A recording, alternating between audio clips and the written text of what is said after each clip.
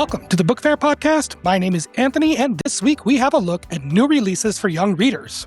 A school district in Florida considers getting rid of libraries, and despite the vocal critics of the freedom to read, one library reports having received no formal complaints from patrons. Coming this Friday, we have an interview with Cristina Diaz-Gonzalez, author of the new middle grade graphic novel Offside, illustrated by Maria Costa. Let's begin this week by looking at new releases, starting with Spaghetti Code, a story about problem-solving, pasta, and the power of big ideas, by Karlie Kloss with Vicky Fang and illustrated by Remi Jose. Kloss teams up with Fang and Jose to spin the phrase Spaghetti Code into a plucky STEM story about culinary can-do. When a neighbor's pasta restaurant becomes so successful that demand outpaces supply, young Kelly Kent, who loves to tinker, code, and build, offers to assist with a bespoke technological fix. The pale-skinned child first observes, then builds. Finally, it's time to code, as Kelly works to produce a perfect plate of pasta. The commands expand into a tangled mess. A diner's request for spaghetti pie proves a breaking point until the protagonist tidies up the unwieldy code.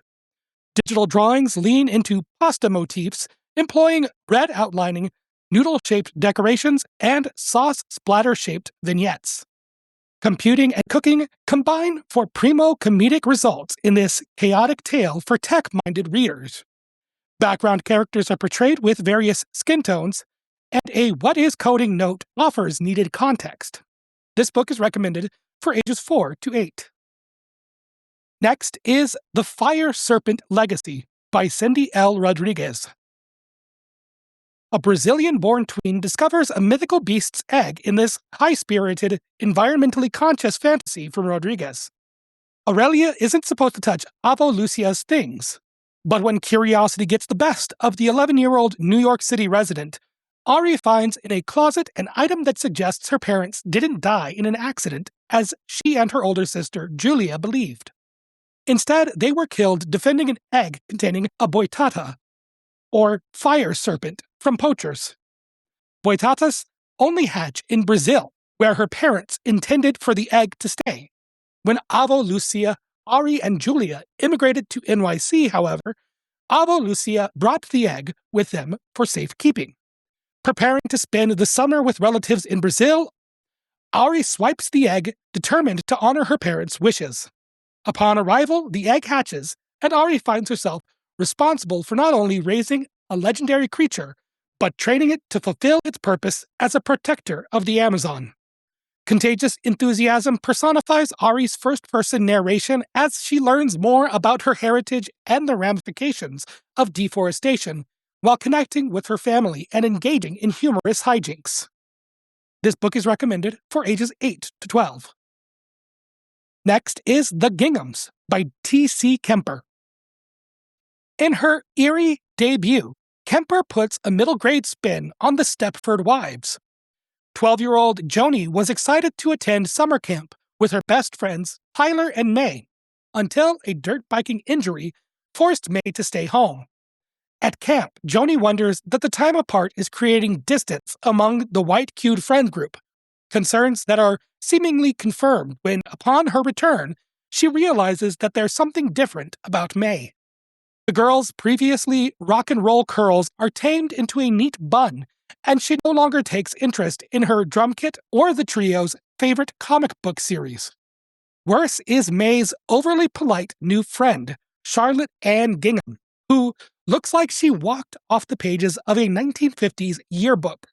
After Joni and her parents attend a book club meeting at the Ginghams' home, Joni becomes more uneasy as she notices that Charlotte Ann's artificial affect and retro fashion tastes seem to be spreading. More mothers and daughters are sporting the same giant pearl earrings and strange waxy grins. As Joni and Tyler investigate the Ginghams' uncanny influence, they uncover information that hints at the family's surprising past and sinister future plans. Brisk pacing and a tense, dread-filled atmosphere conjure an action-packed piece that draws on classic works of body snatcher horror. This book is recommended for ages 8 to 12. Next is All the Sunshine in the World by Caroline Brooks Dubois. This nuanced, emotionally layered verse novel by Dubois explores grief alongside the complicated role technology plays in middle schoolers' lives. After white-cute 13-year-old Tolly's older sister, Sunny, dies in a car crash that some believe was caused by Sunny's distracted driving, Tolly and her parents struggle to connect with one another. Feeling isolated and burdened by the fear that her own texts to Sunny may have contributed to the accident, Tolly resolves to navigate 8th grade San's cell phone as she searches for concrete clues about the crash and contends with a strained relationship with her former best friend, Willa. Encouraged by a school counselor, Tolly starts the Luddite Club, whose mission of mindfulness finds kinship in those in the Outdoors Club. Among the Outdoors Club's endearingly offbeat members is Khalil, a nature-loving classmate whose grief over his own loss helps Tolly realize that others too may be dealing with challenges like hers.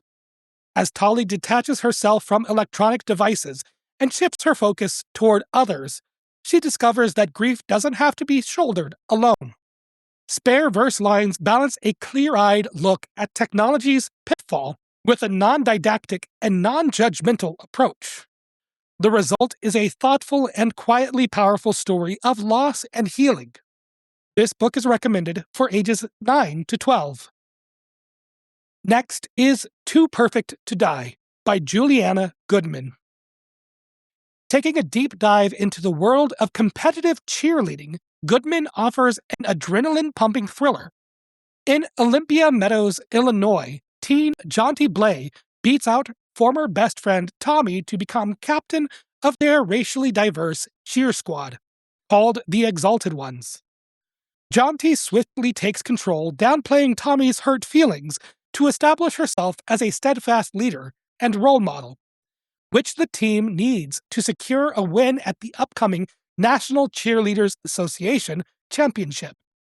Jonty is eager to continue her late mother's cheer legacy and make her proud, but the discovery of Tommy's bludgeoned corpse in nearby Blue Willow Forest Preserve threatens to derail her plans, especially when townsfolk, fellow cheerleaders, and a persistent police detective immediately suspect that Jonty is the perpetrator. As the NCAs begin and more members of the Exalted Ones fall victim to an unknown attacker, Jonty teams up with her co-captain, Adam, to uncover the true killer and clear Jonty's name. In-depth descriptions of the sport, including evocative cheer sequences, ample lingo, and behind-the-scenes looks into the NCAs, add a layer of intrigue to a familiar murder mystery plot. This book is recommended for ages 12 and up. The final title this week is You Only Live Twice by Autumn Allen. A Black Muslim teenager's desire to deepen her connection to her faith propels her to consider incisive questions about herself and the future in this intriguing romance from Allen. In 2013, 17-year-old Zakiya Abdusalam is ready to be grown, and finishing high school no longer feels compatible with the life she envisions. For Zakiya, the masjid is a place of grounding and purpose, while school feels like an obstacle to becoming the person she believes she's meant to be. Soon, Zakiya embraces wearing naqib and starts attending community college classes. After observing Muslim couples in her community and on social media, she begins ruminating about their connection and researching young Muslim marriage online, wondering what it might mean to share her faith and life with a romantic partner. With support from her mother, her auntie, and her best friend, Asiya, Zakiya explores marriage possibilities in a novel that unfolds across a mix of journal entries, sticky notes, emails, and more, injecting emotional texture into the layered storytelling. Instances of Islamophobia are addressed with sensitivity balanced by sharp humor throughout, an insightful narrative helmed by a charismatic, self-assured protagonist. It's an earnest examination of religious beliefs and impending adulthood. This book is recommended for ages 14 and up. That covers the new releases for this week. Next, we'll be taking a look at some news. But first, if you appreciate the work being done on the Book Fair podcast, there are a number of ways to show your support. First, you can like, comment, or follow wherever you are currently listening to help push the show out to new listeners. Second, you can follow the podcast on Blue Sky, Instagram, and TikTok at BookFairPod. You can also go to patreon.com/thebookfair to find episodes posted early as well as links to news sources used throughout the show. Following on Patreon is free and there are no posts hidden behind a paywall. Of course, the best way to help the Book Fair podcast is simply to share it with a friend, an educator, or a young reader in your life. Now, on with the show. Next, let's take a look at some news starting in Florida, where a school district considers removing libraries completely in response to LGBTQ+ books. This story comes from erinninthemorning.com. I recommend following Erin's Substack if you're interested in stories related to LGBTQ+ issues. Florida is a frequent topic on the Book Fair podcast due to the large number of book challenges in school and public libraries.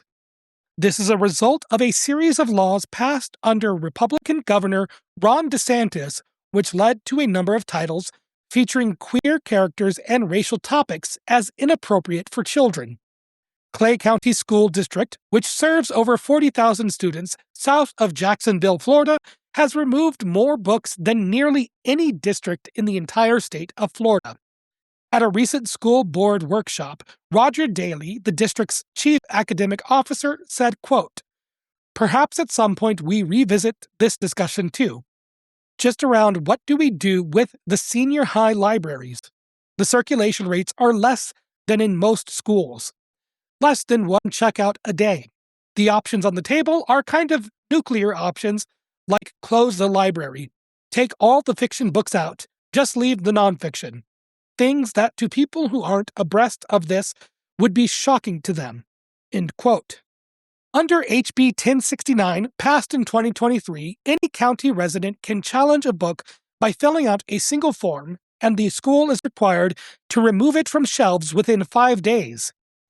In Clay County, one man exploited this system to file more than 400 challenges, resulting in 287 removals in a single school year. The discussion from the board was not about the ethics of banning books, but on how to do it faster. One board member asked why the district cannot sue publishers for, quote, "providing pornography to our children," end quote. Academic Officer Daly said, quote, "This author, speaking broadly, has had 3, 4, or 5 books removed. Maybe we just say that author, we've had too many problems to look for the one good book that author has," end quote. When asked what could replace the library space, Daly suggested replacing them with school stores or research centers and computer labs. The idea of replacing a free student resource with a paid service like a school supply store speaks to the conservative values of the board members. While this topic is only in the early phases and is unlikely to be followed through, this highlights the massive consequences local elections have. State laws are voted on by representatives elected by county, and the laws would only have as much power as school board members are willing to comply with. For example, while Texas passed a law requiring the 10 Commandments be posted in every public school classroom, some teachers have reported that they are simply not following the requirement, and have received no word from school administration or district officials. This is, however, from a limited sample size, but it does give some hope for states like Florida and Texas, where a law does not always result in immediate action. Next, after vocal protest, a public library discloses that not a single formal complaint has been filed. This story comes from South Dakota, a state with very few stories reaching our radar due to the population size, compared to places like California, Texas, or Florida. In recent county commission meetings, some Brookings residents have shared their concerns with the content available in public libraries. One resident described some of the books as pornographic filth. The comments at the public forum were accompanied by requests to pause funding of Brookings Public Library, which the county provides only $25,000 of the total $1.6 million annual budget for the library. Ashia Gustafsson, Director of Library Services, responded to the criticism, saying, quote, "What's frustrating is we do have a policy and procedure in place, and they are circumventing that, and they're not coming to us to talk about their frustrations and concerns with these books, and they're not going through the proper set channels of how that should be." End quote. If a book is viewed as obscene, a complaint not only can go through the library, but later appealed to the City Council for review. Libraries are valuable community resources, and complaints from individuals shouldn't impact the content available to everyone. Gustafsson said, quote, "You know, the great thing about a library is there is something for everybody. There is going to be stuff you don't like in our library, and that is your prerogative. And the great thing about a library is that you don't need to check it out." End quote. Our final story for this week is an inspiration in the face of censorship coming from Maryland. A father protesting efforts to limit access to library books is suing the Somerset County Board of Education, accusing the panel of violating his free speech by removing him from multiple public meetings. In the lawsuit, the plaintiff says his conduct and comments alleging censorship and transparency failures in the school system were described by its leaders as violence, vitriol, and disruption.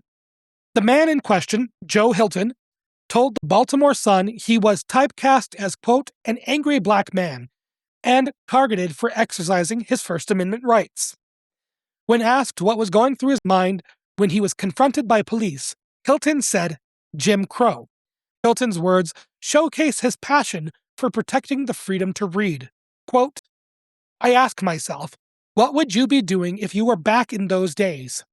Well, right now, here's my opportunity to do it. If you want to fight, we're going to fight smart. I'm not going to give you what you want me to give. I'll show you the laws that you have broken. I'm going to show you my constitutional rights that you have violated, and you're going to learn." End quote. Gordana Schiafinelli, the board's attorney, responded to the suit, quote, "We have not been served properly under federal rules. Once we are properly served, then we will file an answer.